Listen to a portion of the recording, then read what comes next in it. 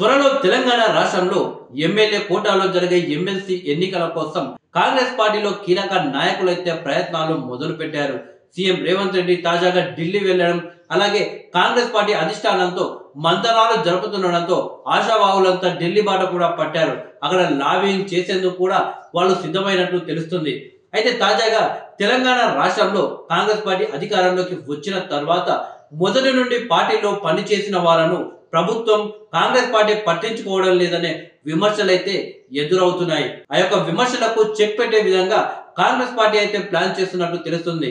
మొదటి నుండి Congress party line పై Congress party బలోపేతం కోసం పనిచేసిన వ్యక్తులకు ఎమ్మెల్సీ టికెట్ ఇవ్వాలి అని చెప్పేసి కాంగ్రెస్ పార్టీ నిర్ణయం తీసుకోబోతున్నట్లయితే తెలుస్తుంది.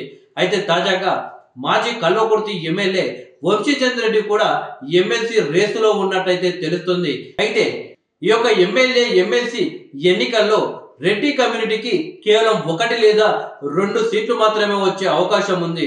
వాటిలో ఒక సీటు కోసం కల్వకుర్తి మాజీ ఎమ్మెల్యే వంశీచంద్ర రెడ్డి కూడా ప్రయత్నాలు చేస్తున్నట్లయితే తెలుస్తుంది.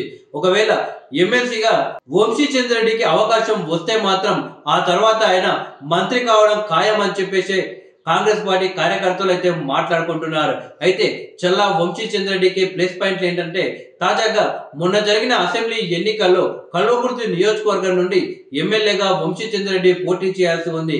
కానీ ఆయన తన సీటును నుండి కాంగ్రెస్ పార్టీలో చేరినటువంటి కసిరెడ్డి నారాయణ రెడ్డికి త్యాగం చేయడం జరిగింది. ఆ తర్వాత కసిరెడ్డి నారాయణ రెడ్డి మొన్న జరిగిన అసెంబ్లీ ఎన్నికల్లో విజయం సాధించారు. అదేవిధంగా 2014లో కల్వకుర్తి నుండి శాసనసభ్యుడిగా వంశీచంద్ర రెడ్డి ఎన్నికయ్యారు.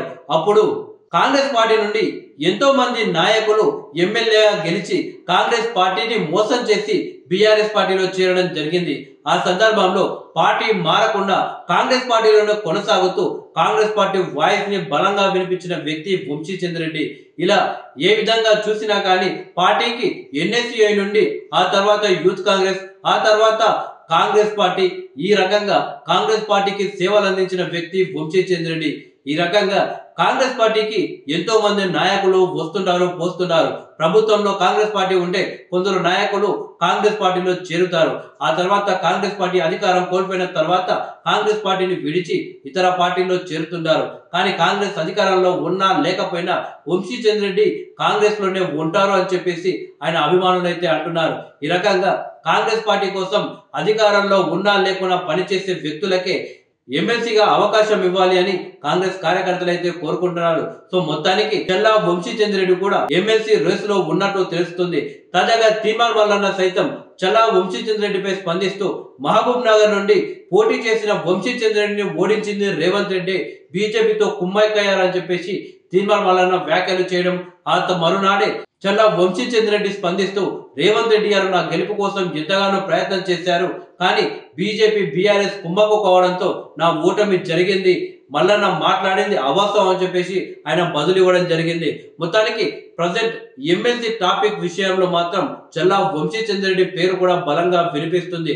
అధిష్టానం దగ్గర ఆయనకు మంచి పేరు ఉండడం, రాహుల్ గాంధీకి చాలా నమ్మకమైన వ్యక్తిగా వంశీచంద్ర రెడ్డి ఉండడం వల్ల ఎమ్మెల్సీగా ఆయనకు అవకాశం వస్తే మాత్రం మంత్రివర్గంలో తప్పకుండా ఆయనకు దక్కుతుంది అని చెప్పేసి ఆయన అభిమానులు అయితే మాట్లాడుకుంటున్నారు.